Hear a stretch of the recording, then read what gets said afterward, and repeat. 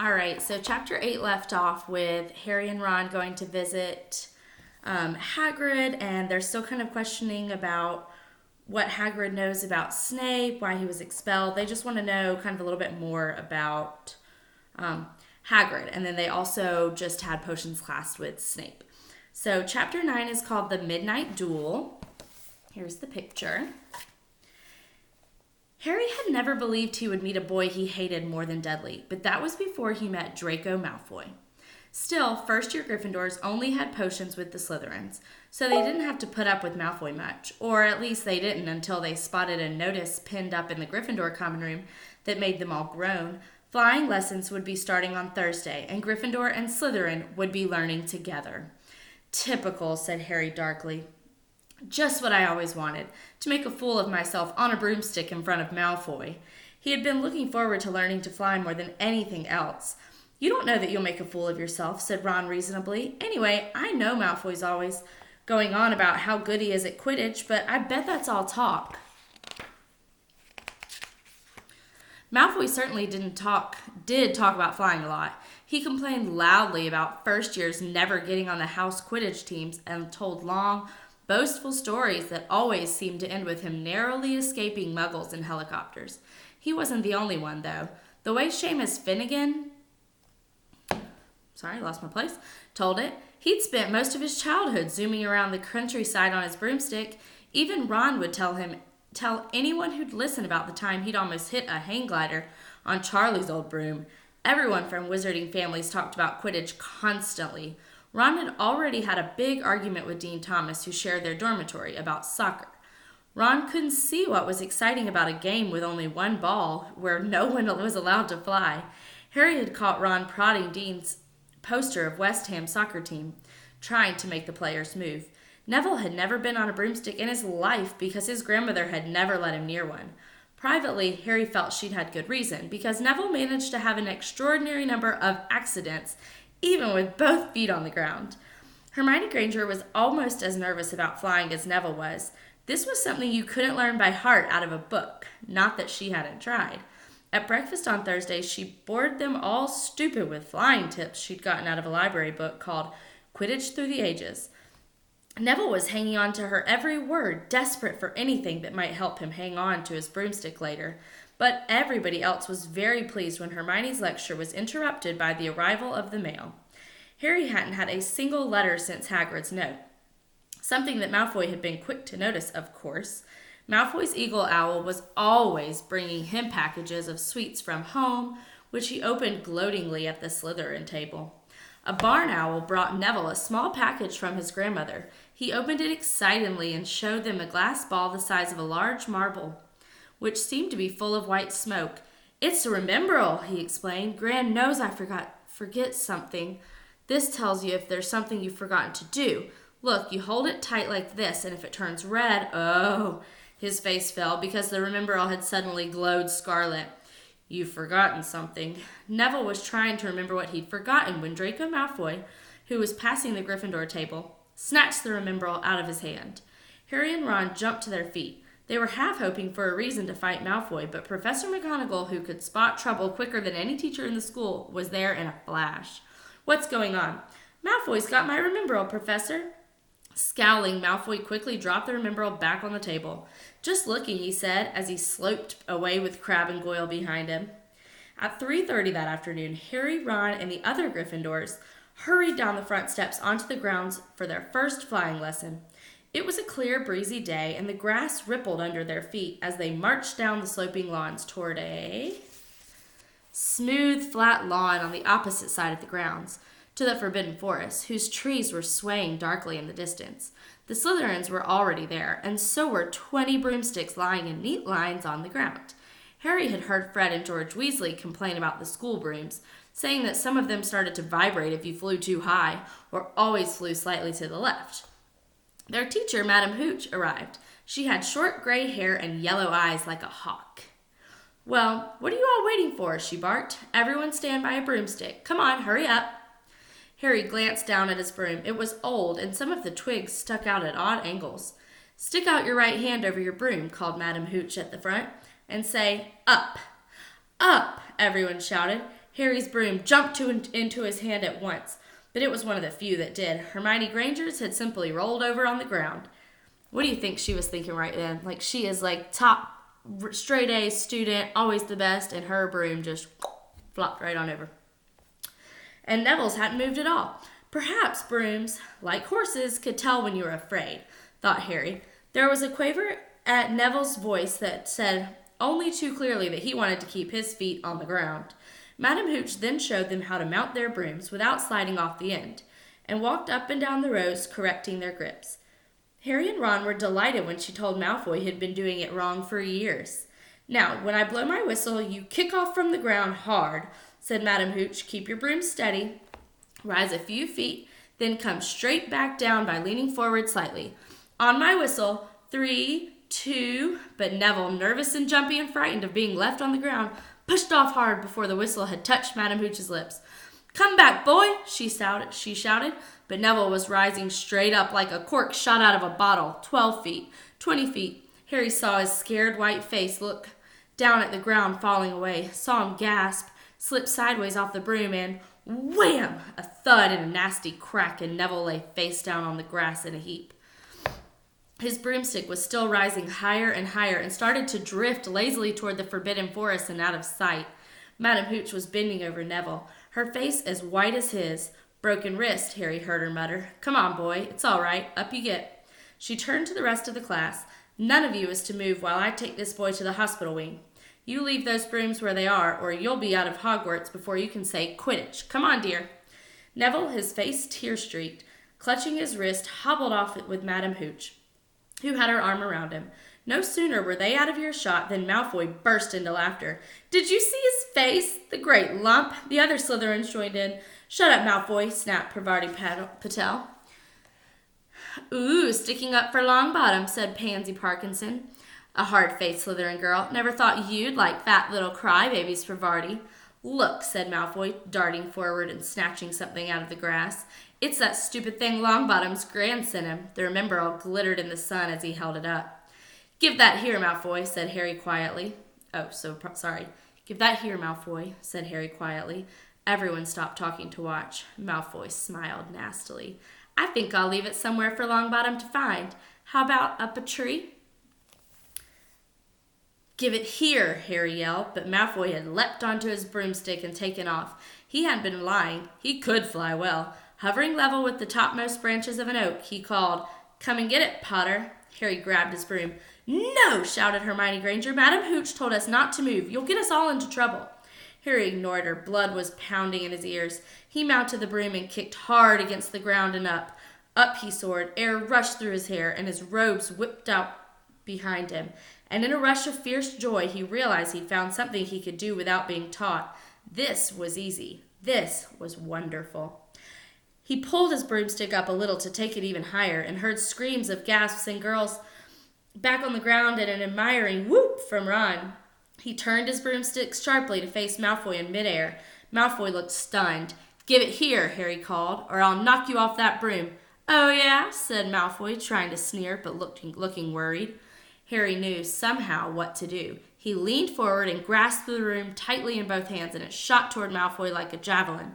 Malfoy only just got out of the way in time. Harry made a sharp about-face and held the broom steady. A few people below were clapping. No Crabbe and Goyle up here to save your neck, Malfoy, Harry called. The same thought seemed to have struck Malfoy. Catch me if you can, then, he shouted, and he threw the glass ball high into the air and streaked back toward the ground. Harry saw, as though in slow motion, the ball rise up in the air and then start to fall. He leaned forward and pointed his broom handle down. Next second, he was gathering speed in a steep dive, racing the ball. Wind whistled in his ears, mingled with screams of people watching. He stretched out his hand. A foot from the ground he caught it, just in time to pull his broom straight, and he toppled gently onto the grass with the remembrall clutched safely in his fist. Harry Potter? His heart sank faster than he'd just dived. Professor McGonagall was running toward them. He got to his feet, trembling. Never in all my time at Hogwarts. Professor McGonagall was almost speechless with shock, and her glasses flashed furiously. How dare you! Might have broken your neck. It wasn't his fault, Professor. Be quiet, Miss Patel. But Malfoy...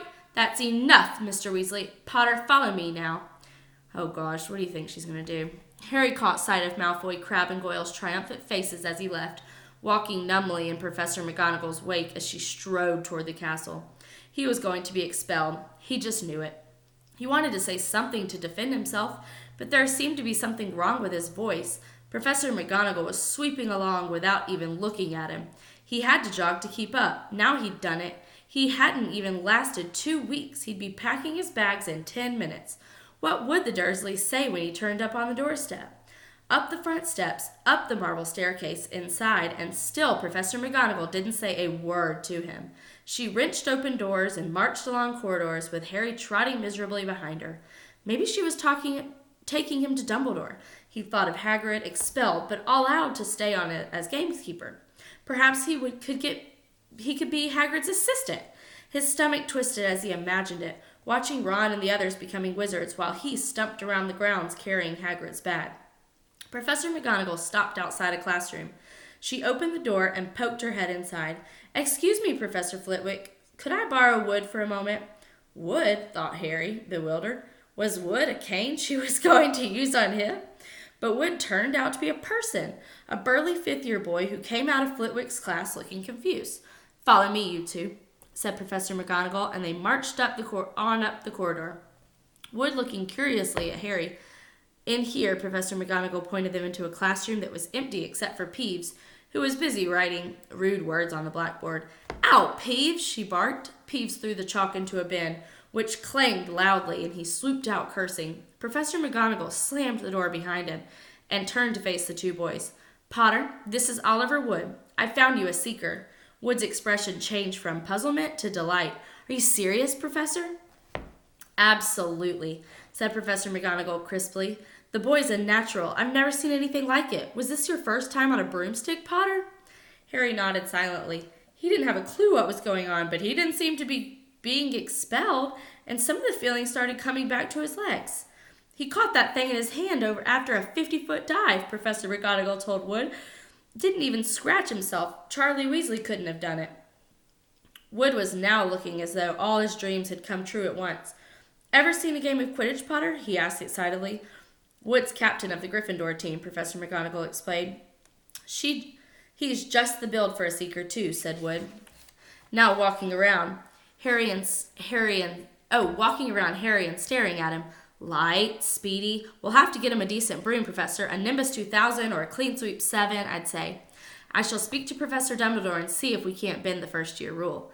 Heaven knows we need a better team than last year, flattened in that last match by Slytherin. I couldn't look Severus Snape in the face for weeks."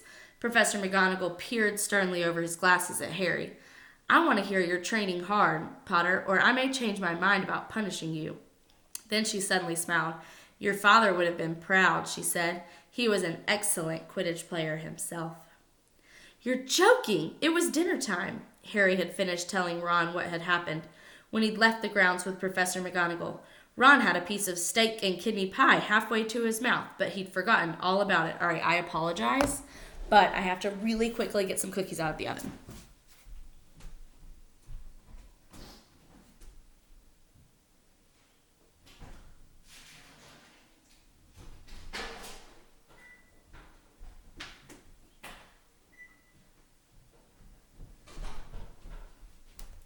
All right, I'm back. "You're joking. It was dinner time." Oh, he had eaten the kidney pie. "Seeker," he said, "but first years never. You must be the youngest house player in about a century," said Harry, shoveling pie into his mouth. He felt particularly hungry after the excitement of the afternoon, Wood told me. Ron was so amazed, so impressed, he just sat and gaped at Harry. "I start training next week," said Harry. "Only don't tell anyone. Wood wants to keep it a secret." Fred and George Weasley now came into the hall, spotted Harry, and hurried over.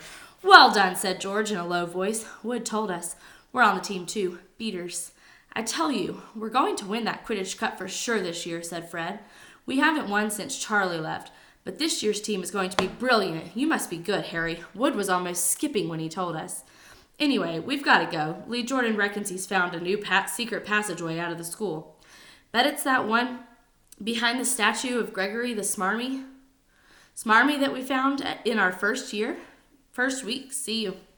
Fred and George had hardly disappeared when someone far less welcome turned up. Malfoy, flanked by Crabbe and Goyle. "Having a last meal, Potter? When are you getting the train back to the Muggles?" "You're a lot braver now that you're back on the ground and you've got your little friends with you," said Harry coolly. There was, of course, nothing at all little about Crabbe and Goyle, but as the high table was full of treat teachers, neither of them could do more than crack their knuckles and scowl. "I'd take you on any time on my own," said Malfoy. "Tonight, if you want. Wizard's duel. Wands only. No contact." "What's the matter? Never heard of a wizard's duel before, I suppose?" "Of course he has," said Rod, wheeling around. "I'm his second. Who's yours?" Malfoy looked at Crabbe and Goyle, sizing them up. "Crabbe," he said. "Midnight all right? We'll meet you in the trophy room. That's always unlocked." When Malfoy had gone, Ron and Harry looked at each other. "What is a wizard's duel?" said Harry. "And what do you mean you're my second?" "Well, a second's there to take over if you die," said Ron casually, getting started at last on his cold pie. Catching the look on Harry's face, he added quickly, "But people only die in proper duels. You know, with real wizards. The most you and Malfoy will do is send sparks at each other. Neither of you know enough magic to do any real damage. I bet he expected you to refuse anyways." "And what if I wave my wand and nothing happens?" "Throw it away and punch him in the nose," Ron suggested. "Excuse me?" They both looked up. It was Hermione Granger. "Can't a person eat in peace in this place?" said Ron. Hermione ignored him and spoke to Harry. "I couldn't help overhearing what you and Malfoy were saying." "Bet you could," Ron muttered. "And you mustn't go wandering around the school at night. Think of the points you'll lose, Gryffindor, if you get caught, and you're bound to be. It's really very, very selfish of you. And it's really none of your business," said Harry. "Goodbye," said Ron. All the same, it wasn't what you'd call the perfect end of the day, Harry thought, as he lay awake much later listening to Dean and Seamus falling asleep. Neville wasn't back from the hospital wing. Ron had spent all evening giving him advice such as, "If he tries to curse you, you better dodge it, because I can't remember how to block them." There was a very good chance they were going to get caught by Filch or Mrs. Norris, and Harry felt he was pushing his luck, breaking another school rule today. On the other hand, Malfoy's sneering face kept looming out of the darkness. This was his big chance to beat Malfoy face to face. He couldn't miss it. 11:30, Rod muttered at last. "We'd better go." They pulled on their bathrobes, picked up their wands, and crept across the tower room, down the spiral staircase, and into the Gryffindor common room. A few embers were still glowing in the fireplace, turning all the armchairs into hunched black shadows. They had almost reached the portrait hole when a voice spoke from the chair nearest them. "I can't believe you're going to do this, Harry." A lamp flickered on. It was Hermione Granger, wearing a pink bathrobe and a frown. "You!" said Ron furiously. "Go back to bed." "I almost told your brother," Hermione snapped. "Percy, he's a prefect. He'd put a stop to this." Harry couldn't believe anyone could be so interfering. "Come on," he said to Ron. He pushed open the portrait of the fat lady and climbed through the hole. Hermione wasn't going to give up that easily. She followed Ron through the portrait hole, hissing at them like an angry goose. "Don't you care about Gryffindor? Don't you only care about yourselves? I don't want Slytherin to win the House Cup, and you'll lose all the points I got from Professor McGonagall for knowing about switching spells." "Go away." "All right, but I warned you. You just remember what I said. When you're on the train home tomorrow, you're so..." But what they were, they didn't find out. Hermione had turned to the portrait of the fat lady to get back inside and found herself facing an empty painting. The fat lady had gone on a nighttime visit, and Hermione was locked out of the Gryffindor tower. "Now what am I going to do?" she asked shrilly. "That's your problem," said Ron. "We've got to go. We're going to be late." They hadn't even reached the end of the corridor when Hermione caught up with them. "I'm coming with you," she said. "You are not." "Do you think I'm going to stand out here and wait for Filch to catch me? If he finds all three of us, I'll tell him the truth, that I was trying to stop you and you can back me up." "You've got more nerve," said Ron loudly. "Shut up, both of you," said Harry sharply. "I heard something. It was sort of snuffling." "Mrs. Norris?" breathed Ron, squinting through the dark. It wasn't Mrs. Norris. It was Neville. He was curled up on the floor, fast asleep, but jerked suddenly awake as they crept nearer. "Thank goodness you found me. I've been out here for hours. I couldn't remember the new password to get into bed." "Keep your voice down, Neville. The password's Big Snout." "Pig Snout. But it won't help you now. The fat lady's gone off somewhere." "Here's your arm." "How's your arm?" said Harry. "Fine," said Neville, showing them. "Madame Pomfrey mended it in about a minute." "Good. Well, look, Neville. We've got to be somewhere. We'll see you later." "Don't leave me," said Neville, scrambling to his feet. I don't want to stay here alone. The Bloody Baron's been passed twice already. Ron, looking at his watch, and then glared furiously at Hermione and Neville. If either of you get us caught, I'll never rest until I've learned the curse of the Bogey's Quarrel told us about and used it on you. Hermione opened her mouth, perhaps to tell Ron exactly how to use the curse of the Bogies, but Harry hissed at her to be quiet and beckoned them all forward. They flitted along corridors striped with bars of moonlight from the high windows. At every turn, Harry expected to run into Filch or Mrs. Norris, but they were lucky. They sped up a staircase to the third floor and tiptoed toward the trophy room. Malfoy and Crabbe weren't there yet. The crystal trophy cases glimmered where the moonlight caught them. Cups, shields, plates, and statues winked silver and gold in the darkness. They edged along the walls, keeping their eyes on the doors at either end of the room. Harry took out his wand in case Malfoy leapt in and started at once. The minutes crept by. He's late. Maybe he's chickened out, Ron whispered. Then a noise in the next room made them jump. Harry had only just raised his wand when they heard someone speak, and it wasn't Malfoy. Sniff around, my sweet. They might be lurking in a corner. It was Filch, speaking to Mrs. Norris. Horror-struck, Harry waved madly at the other three to follow him as quickly as possible. They scurried silently toward the door, away from Filch's voice. Neville's robes had barely whipped around the corner when they heard Filch enter the trophy room. They're in here somewhere, they heard him mutter. Probably hiding. This way, Harry mouthed to the others, and petrified, they began to creep down a long gallery full of suits of armor. They could hear Filch getting nearer. Neville suddenly let out a frightened squeak and broke into a run. He tripped, grabbed Ron around the waist, and the pair of them toppled right into a suit of armor. The clanking and crashing were enough to wake the whole castle. "Run!" Harry yelled, and the four of them sprinted down the gallery, not looking back to see whether Filch was following. They swung around the doorstop and galloped down one corridor, then another. Harry in the lead.